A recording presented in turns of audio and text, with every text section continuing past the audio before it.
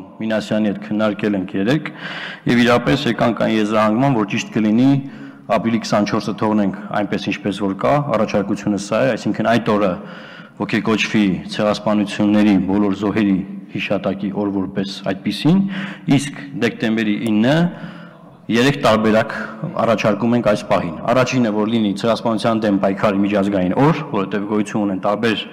երևույթների դեմ պայքարի միջազգային օր, նույնը այսինքն ամրագրվի Հայաստանը, որ դեկտեմբերի 9-ին Հայաստանը նշում է աշխարհով մեկ տեղի ունեցած բոլոր ցեղասպանությունների դատապարտումը եւ դրա դեմ պայքարի միջազգային օր է հայտարարում, կամ ցեղասպանությունների կանխարգելման միջազգային օր։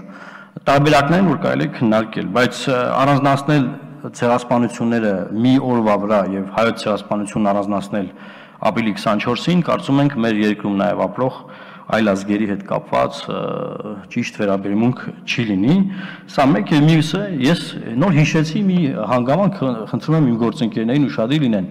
Երեկվա քննարկումների ժամանակ, երբ որ խոսք էր գնում, որ ինչու մենք հույների եւ ասորիների ցեղասպանությունն ենք այս բանաձեւով հայտարարությունով դատապարտում, ճանաչում, խոսք գնաց, որ այս հիշատակի օրերի հետ կապված մենք կնշենք նաև մյուս ցեղասպանությունները, այսինքն ոչ թե օրենքի վերնագրի մեջ, ապա այլ գոնե հիմնավորումների բաժնում, այսինքն չկա արդյոք նման անհրաժեշտություն հիմնավորումների բաժնում ուղղակի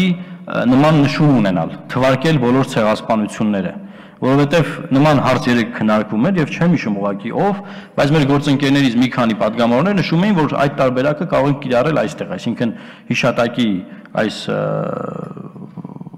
տոների եւ հիշատակի օրերի մասին օրենքում ամրագրել, որ այդ օրը նշվում է այս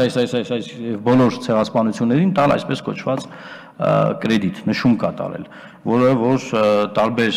առիթներով մենք կարող ենք օգտագործել եւ ասել, որ մենք առանձին չենք նշել եւ դատապարտել, այլ առանձին օր ունենք, որի հետ կապված օրենքով ամրագրված է։ Մյուս առաջարկն էլ սա է, որ կարծում եմ քննարկման առարկա է,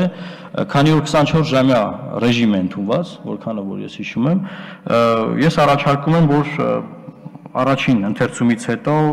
քննարկենք մեր կողմից առաջարկված տարբերակը, այսինքն ապրիլի 24-ը թողնենք այնպես ինչպես որ կա եւ դեկտեմբերի 9-ի համար այլ ձևակերպում մտածենք, 3 տարբերակներից մեկը։ Շնորհակալություն։